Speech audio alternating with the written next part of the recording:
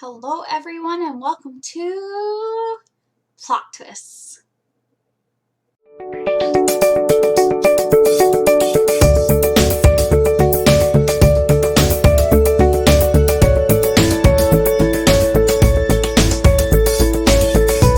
So today I am going to be doing a Elantris review. I am going to do this as both a spoiler-free and a spoiler-full review.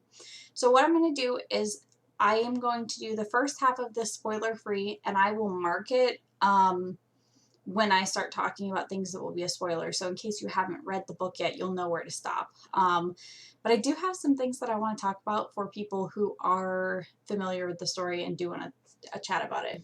The main plot of Elantris centers in this nation in which there was once the capital city of Elantris that was magical, and it seemed like the people who lived there were gods. There really wasn't a whole lot of need for food or power because they could just use their magic to produce all of those things. Something happens to Elantris and all of a sudden the city is cursed, and everyone who would have turned into an Elantrian in the society then becomes infected with the Shroud, and basically their skin wrinkles and it turns gray, and they're dead effectively. They are cursed with a really intense hunger, and once they get hurt, the pain stays forever. It's unhealable. Eventually people in the society become so overwhelmed with their pain that they basically can't function anymore. So given that background, the book centers around three main characters. Prince Raoden, who is the current king's son.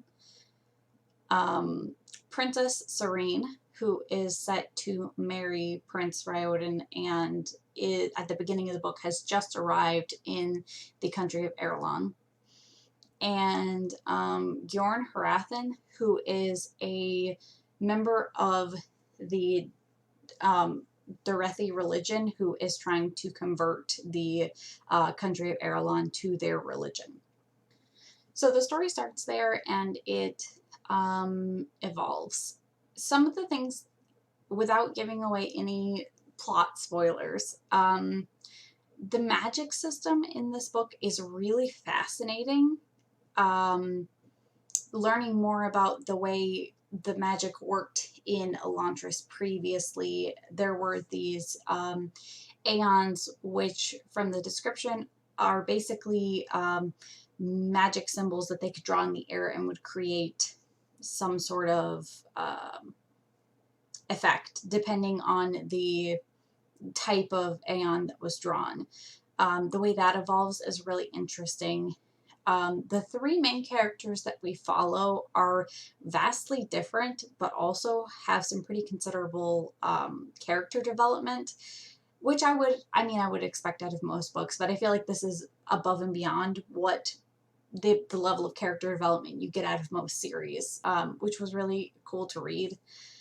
This is the first Brandon Sanderson book I've ever read, and getting to the end where you just reach that the climax of the story and then nothing but crazy stuff happens until the end was really overwhelming to read. And I think that's an important thing I want to note, that if you haven't read one, once you hit that climax point, know that it's going to get real intense real fast. I think from here on, this is the point where I'm going to mark spoilers, and from now on, everything I talk about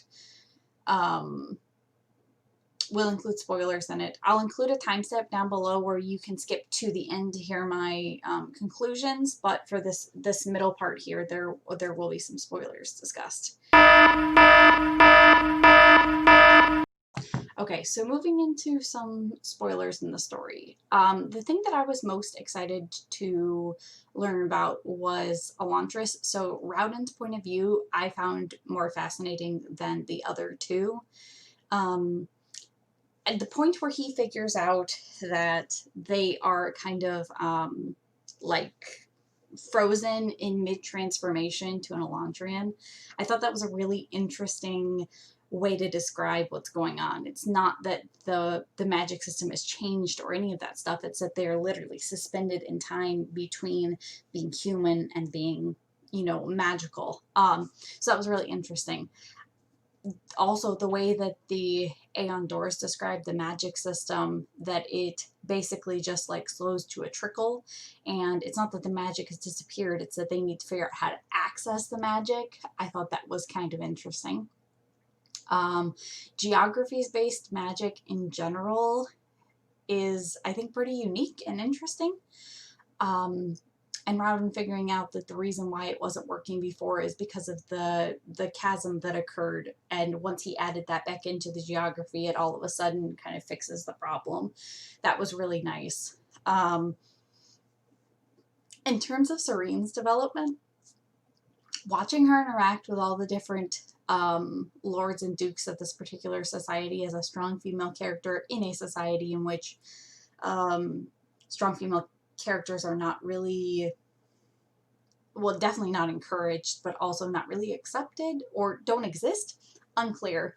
But watching her navigate it successfully, both between what's expected and who she is really interesting to watch her dance. There are definitely some points where she oversteps and she recognizes it. It's also hard to watch her like recognition that she really doesn't fit in anywhere and that she feels that way. There's a lot of points where I just want to give her a big old hug and make sure that she's going to be okay.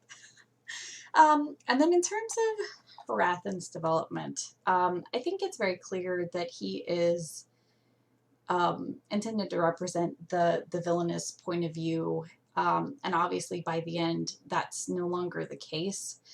But for me reading this, it really just felt like he was, I mean, he basically set up a lot of the things that happen towards the end of the book, and he realizes that what's going on is wrong, and he does fix it, or at least, you know, makes an attempt to go against the, you know, the figures that have popped up. But for me, it felt really too little too late.